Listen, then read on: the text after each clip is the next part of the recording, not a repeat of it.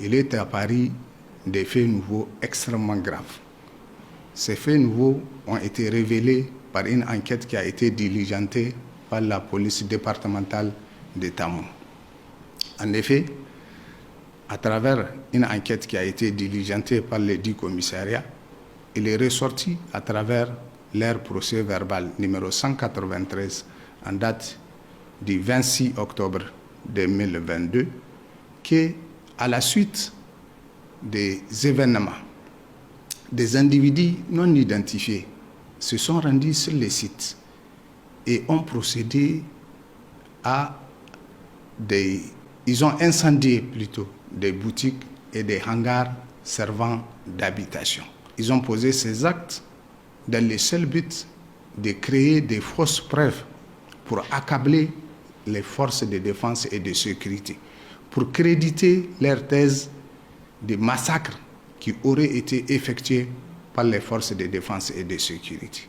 Alors, d'après les dispositions de l'article 378 du Code pénal, le fait d'incendier des lieux servant d'habitation est un crime qui est assorti de la peine de 10 à 20 ans d'emprisonnement. Et donc, il s'agit des faits criminels et on sait que les faits criminels ne peuvent pas être jugés devant un tribunal correctionnel. C'est des faits qui, selon les dispositions de l'article 72 du Code de procédure pénale, nécessitent obligatoirement l'ouverture d'une enquête judiciaire devant un juge d'instruction.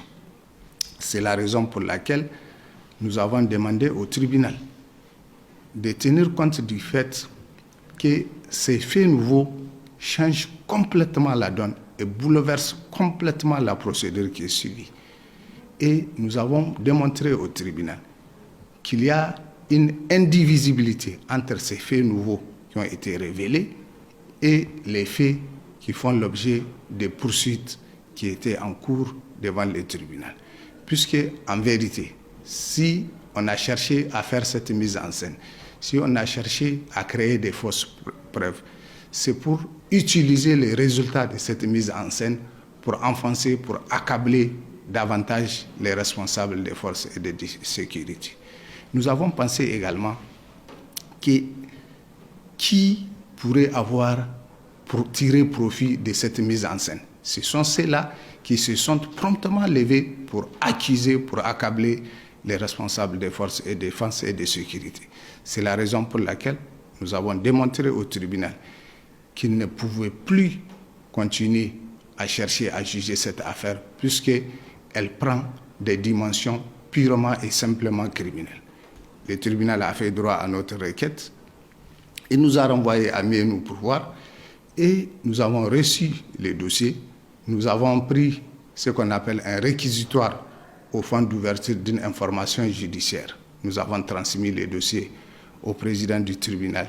Ce dernier a désigné le doyen des juges d'instruction qui a reçu l'intéressé, qu'il a inculpé et qu'il a placé en détention préventive. Actuellement, il est détenu au camp pénal de Kolo. Voilà les éclaircissements que le ministère public a tenu à apporter pour donner des informations objectives sur le déroulement de la procédure concernant les coordonnateurs du mouvement M62.